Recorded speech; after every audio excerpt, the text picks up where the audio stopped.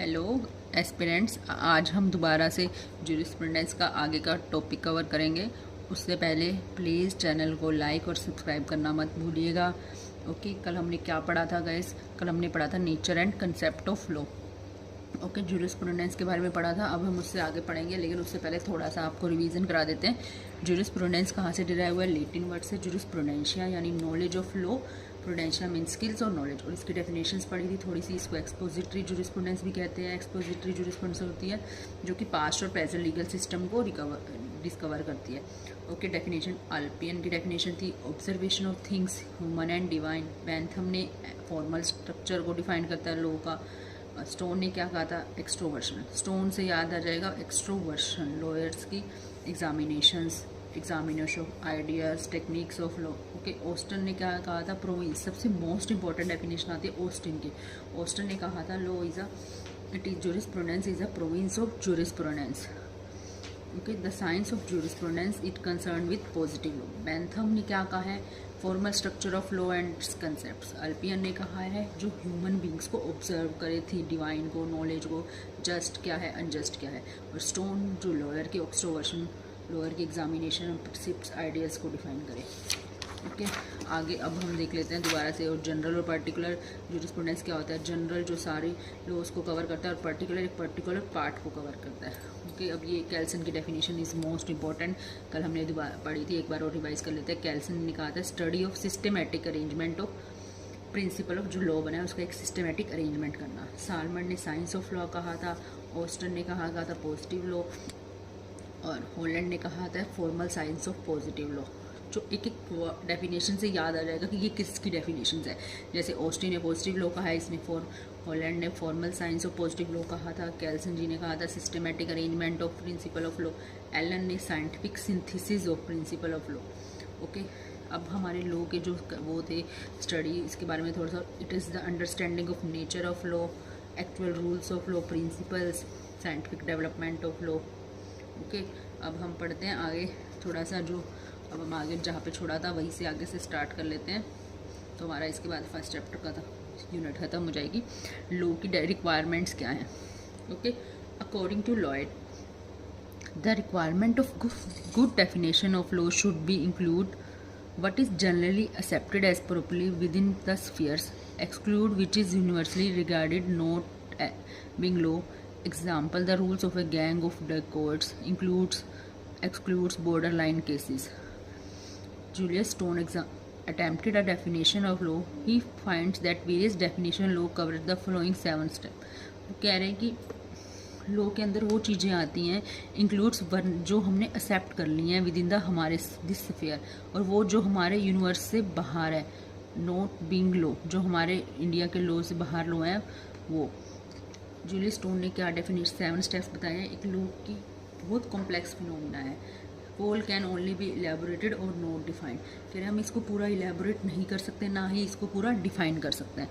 This phenomena includes norms regulating human behaviour को regulate करता है, प्रिस्क्राइबिंग बिहेवियर, क्या बिहेवियर होना चाहिए क्या नहीं, but it ought not to be. जो नॉर्म्स है, rules regulation generally regulate behaviour, वही behaviour society arrangements, social norms हो गए, legal orders. Law consist of social norms, authority of law supported by acts of external compulsions. The coercion operates according to established norms. This institutionalized coercive order should be effective. People must by and large by means एक coercive order होना चाहिए law के पीछे कि people को must follow the laws. एक possible 8 steps आ रहा है। ये जो 8 steps हैं लॉ के, वो किसने emphasized by the Cantrovich is that judiciary must recognize this coercive order. वो कह रहे हैं लॉ के पीछे एक कोवर्सिव, एक फोर्स होना जो हमारे को लॉ को फॉलो करने के लिए जुडिशरी को रिकॉग्नाइज करना चाहिए दिस कोवर्सिव ऑर्डर कि law should be implemented. Law के पीछे इम्प्लीमेंट के लिए रिकॉग्नाइज वो कोवर्सिव फोर्स कौन होगा? जुडिशरी करेगा। Therefore, any definition of law must take account of all these elements.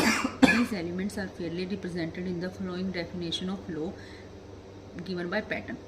Pattern ने क्या कहा था? लॉ में shortly describe in terms of legal order technically और formally accepted by a community. एक लॉ एक लीगल ऑर्डर है जो सोसाइटी और कम्युनिटी शुड बी एक्सेप्टेड करना चाहिए। जो कानून एक लीगल ऑर्डर बना होगा उस सोसाइटी को एक्सेप्ट करना होगा। It consist of the body of rules which are seen to operate as binding. कह रहे एक रूल है जो कि बाइंडिंग होगा सारी सोसाइटी पे, कम्युनिटी पे, बैक्ड बाय सम मैकेनिज्म। उसके पीछे एक मैनेजमेंट होगी, मैकेनिज्म होगा, लाइक जुडिशरी होगा जो कोर्सिव ऑर्डर करके फॉलो करवाएगा, bye means of which sufficient compliance with the rule. यानी हम जो रूल्स और लॉ बनाएंगे कानून, उसकी कंप्लायंस होनी चाहिए सफिशेंट, वी बी सिक्योर्ड, हमारे रूल सिक्योर होने चाहिए। इनेबल द सिस्टम को फॉलो करवाएं। सेट ऑफ रूल्स, ये सब रूल्स लॉ की बातें करेंगे कि लॉ के पीछे का क्या है और लॉ का इम्प्लीमेंटेशन, कोर्सिव ऑर्डर, वो सब क्या होना चाहिए। ओके, ग्रे क्या कहते हैं, law as the rules which the court lay down the determination of rights and duties. ये भी बहुत इंपॉर्टेंट डेफिनेशन है, ये भी पूछी जा सकती है कि ग्रे ने लॉ को कैसे डिफाइन किया है। तो कोर्ट ग्रे जी कहते हैं लॉ एक रूल्स है विच द, जो कि कोर्ट को डिटरमाइन करना चाहिए rights and duties of community. Okay, Holland laws are proposition, Holland की डेफिनेशन पीछे भी आई थी, आपको पता है वो क्या थी। हॉलैंड की डेफिनेशन में ये बोला था, हमने हॉलैंड में जूरिस्प्रूडेंस की डेफिनेशन कराई थी। Jurisprudence is the formal science of positive law. Okay, याद रखना, jurisprudence is the formal science of positive law. और हॉलैंड ने यहाँ पे लॉ की डेफिनेशन क्या बताई है, laws are propositions commanding the doing, मतलब एक कमांड, ऑर्डर होना चाहिए, डूइंग क्या करना है, अब्सटेनिंग फ्रॉम डूइंग क्या नहीं करना है, कौन से certain classes of actions, disobedience which is followed by some penalty, कि कोई एक्शन नहीं फॉलो करेंगे तो वो कानून होना, पीछे पेनल्टी होनी चाहिए, इनकन्वीनियंस। ओके, ग्रे ने ये डेफिनेशन बोली कि एक कोर्ट होना चाहिए पीछे जो राइट्स और ड्यूटी एग्जामिन कराए। हॉलैंड कहते हैं कि लो वो होगा जो हमें सही करने के लिए कमांड दे और गलत करने से रोके, क्या एक्शन होगा कि, और अगर हम डिसओबीडेंट करेंगे लो को तो क्या पेनल्टी होगी। और जो सालमन क्या कहते हैं, अब सालमन ने लॉ को एक जुडिशियल प्रोसेस के वे में डिफाइन किया है। According to him the law may be defined as body of principles recognised applied by state in the administration of justice. उन्होंने कहा है कि लॉ एक प्रिंसिपल होगा, एक प्रिंसिपल होगा जो कि स्टेट को अप्लाई कराने में, एडमिनिस्ट्रेशन ऑफ जस्टिस प्रोवाइड कराने में हेल्प करेगा। Salmon definition is criticized because courts recognize a statute because it is law. It is not law because the courts recognize it. Salmond ji कहते हैं, उन्होंने डेफिनेशन को क्रिटिसाइज करते हुए कहा कि कोर्ट्स एक रिकोगनाइज करता है लॉ को एंड इट प्रोवाइड जस्टिस। यहाँ पे सालमन जी कहते हैं कि central idea of judiciary theory की थ्योरी का क्या है, just and reach, justice means justice provide कराना। He said all laws is not produced by laws. सारे law not produced by laws. All laws do not produce law. He said that constitution is matter of fact and matter of law. The legal positive is defined in terms of criteria of validity. The law or the legal system of country is valid only if conform to an ultimate criteria of validity, which may be command of sovereign. Austin ने कहा है कि law is a command of sovereign, जो supreme authority है उनके एक order, basic norms और grand norm, the constitution, यूनियर और प्राइमरी और सेकेंडरी रूल्स। ओके, अब यहाँ पे ये 3 क्वेश्चन आते हैं, ये जो हमेशा आते हैं ये क्वेश्चन। प्राइमरी और सेकेंडरी रूल्स किसने कहा है, हार्ट ने। और नॉर्म्स और ग्रांड नॉर्म कॉन्स्टिट्यूशन को किसने कहा है, कॉन्स्टिट्यूशन को ग्रांड नॉर्म किसने कहा है, कैल्सन ने। कमांड ऑफ सोवरन ऑस्टिन ने। ओके, अब पब्लिक और प्राइवेट लॉ होना चाहिए। पब्लिक लॉ डिवाइडेड इनटू वो लॉ जो सब पे public, constitutional law, administrative law, criminal law, private law जो सभी पब्लिक के लिए एक है। और प्राइवेट लॉ वो है जो लॉ पर्सन, जैसे प्रॉपर्टी का law, law of obligation, conflict of law, contract act, quasi contract टोट, ये सब किसके अंदर आते हैं, प्राइवेट लॉज के अंदर आते हैं। अब लॉज एंड मोरालिटी पढ़ते हैं। अब जब मोरालिटी लॉ जहाँ होगा वहाँ मोरालिटी होगी। Every law has been recognized an effective instrument of social ordering. There has been an ongoing debate on its relationship with morality. कह रहे कि काफ़ी टाइम से इसकी डिबेट चलती रहती है लॉ और मोरालिटी की। अकॉर्डिंग टू पैटर्न, मॉरल्स और ethic is the study of supreme good. Morality क्या है, मॉरलिटी के नैतिकता कहती है कि जो एथिक्स स्टडी सही गलत क्या बताती है। In general morality has been defined to include सारे rules, standards, principle of norms which man regulate, की सारे क्या मैन को करना चाहिए, उनको गाइड करता है। Their relationship with others, but law and morality have a common, दोनों का सेम ओरिजिन है। लॉ भी सही चीज़ करने के लिए कहता है, मोरालिटी भी हमें सही चीज़ करने के लिए कहती है। मोरल गिव्स, मोरालिटी राइट देती है लॉज बनाने के लिए। State puts own sanction behind moral rule, state ने अपना एक कानून बना दिया इन सभी मोरल रूल्स के पीछे। जो लॉ वो है जो इन सभी मोरल रूल्स को इम्प्लीमेंट कराता है। These rules were given the name law, अब इन सारे रूल्स को हमने एक लॉ का नाम दे दिया है जो मोरालिटी के अंदर रूल्स बने थे। In the words of Hart, the law of every modern state shows at 1,000 points the influence of both the accepted social morality and wider moral idea. Hart क्या कहते हैं, द लॉ ऑफ एवरी, हर modern state का law shows that 1,000 points and influence of both the accepted social morality and wider moral ideas, कि society को morality rules को accepted करना होगा। अब मोरल कहता है कि कहीं किसी का मर्डर नहीं करना चाहिए, कभी किसी के साथ पाप गलत काम मत करो, धोखाधड़ी ना करो, और लॉ भी यही चीज़ कहता है। अब लॉ एक रूल पेनल्टी जस्टिस के थ्रू इम्प्लीमेंट कराता है, और मोरालिटी से पहले तो कानून था नहीं मोरालिटी के, में सही गलत की पहचान करते थे। Okay, both law and morality have a common object and insofar both of them direct the action of man in such a way to maximum social and individual good। वही कह रहा है कि मोरालिटी और लॉ दोनों man को action देते हैं कि हमेशा सही काम करो, सोशल और इंडिविजुअल, हर किसी के लिए, सोसाइटी के लिए, इंडिविजुअल के लिए अच्छा कर सही करो। Both law and morality are backed by social and external sanction.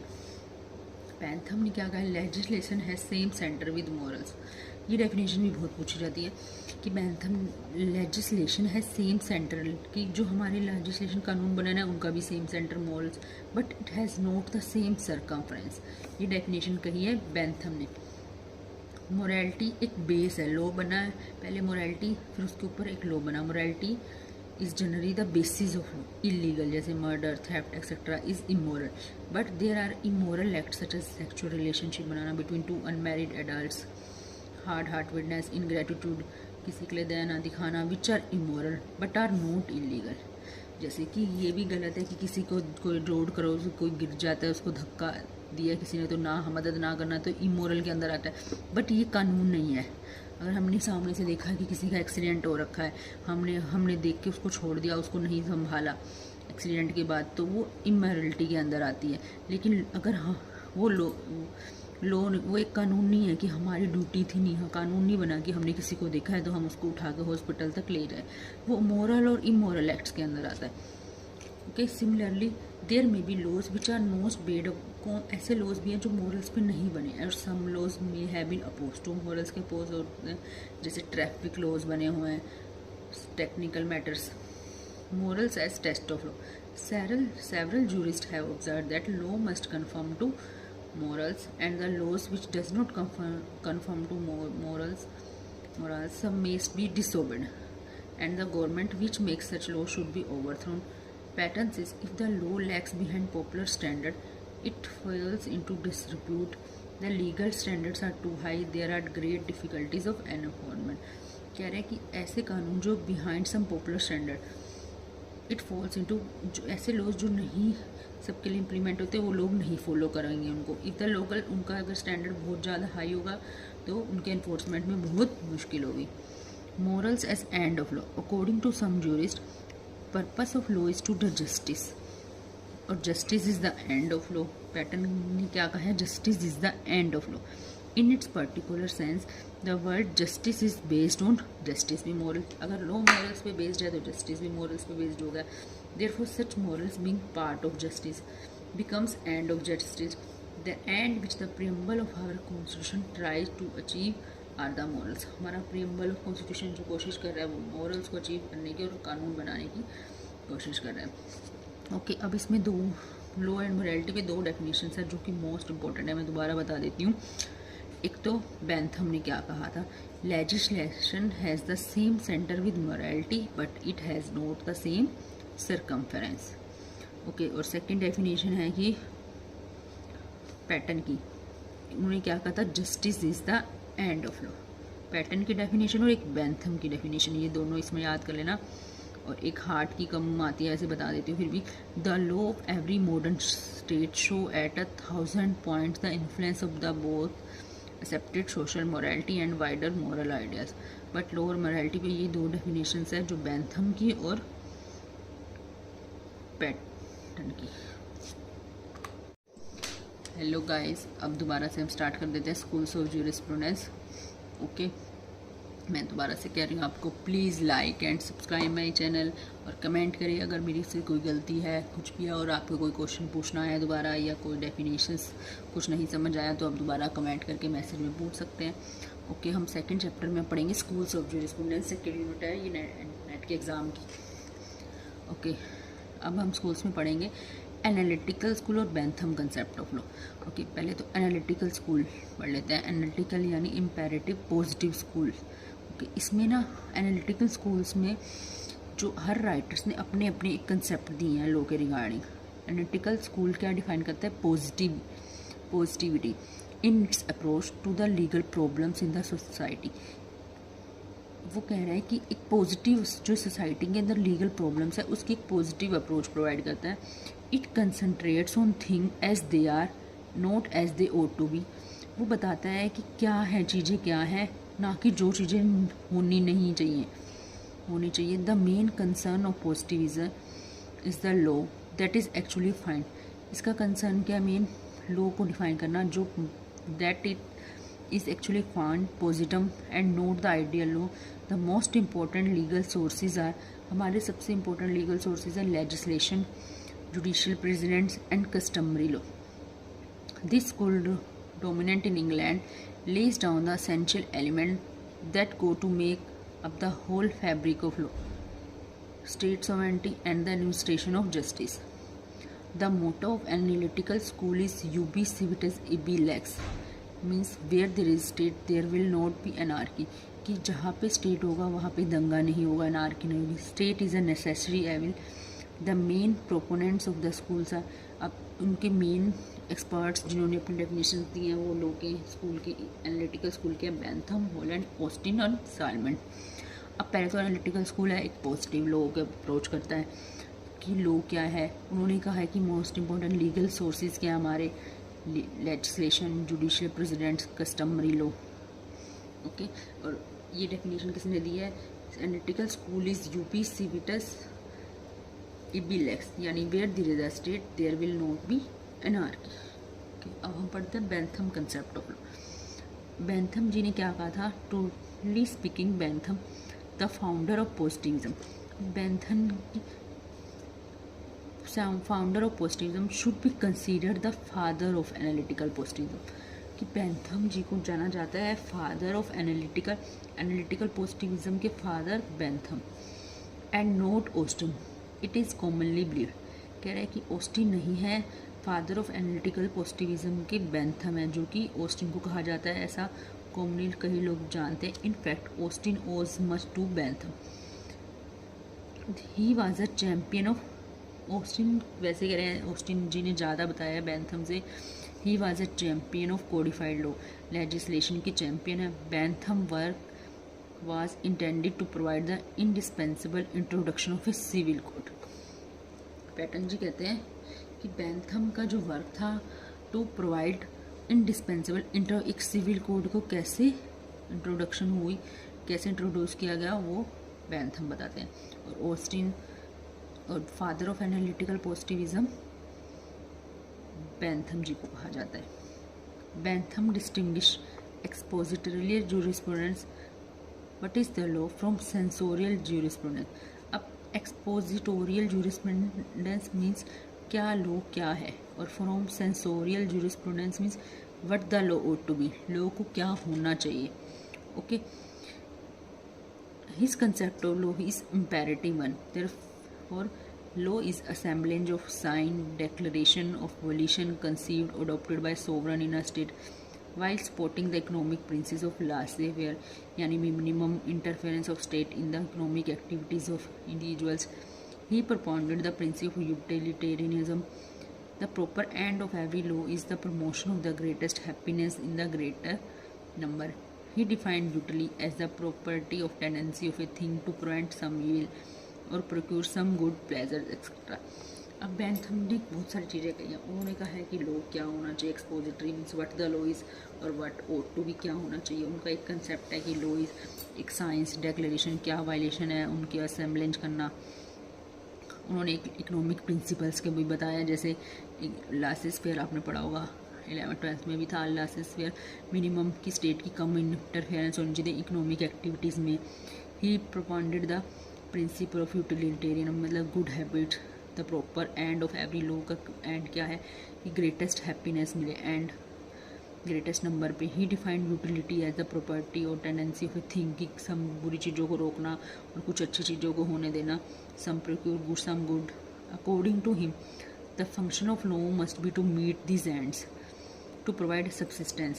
कह रहे हैं कि लॉ का एक ही फंक्शन है कि मीट दिस एंड्स, कि एंड में क्या होना, टू प्रोवाइड सब्सिस्टेंस, लोगों को अबंडेंस मात्रा में, टू फेवर इक्वालिटी प्रोवाइड करना, उनको जो चाहिए वो प्रोवाइड करना, टू मेंटेन एक सिक्योरिटी देना।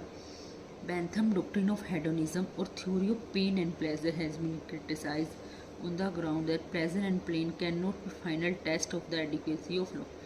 तो कह रहे हैं कि बैंथम ने तो बताया कि थ्योरी ऑफ पेन क्या है, प्लेजर कि लॉ से उनको उनकी पेन को प्लेजर लॉ के थ्रू हम जो उनका क्राइम है उनको मतलब वो ख़त्म करके एक शांति प्लेजर मिलती है, वो क्रिटिसाइज़ किया है। एंड ग्राउंड दैट कि प्लेजर और pain can not be final test हो, कि जो लॉ का एक फाइनल टेस्ट हम प्लेजर और पेन के बेस पे हम लॉ को नहीं डिफाइन कर सकते। Is not the only ground to final test of adequacy of law.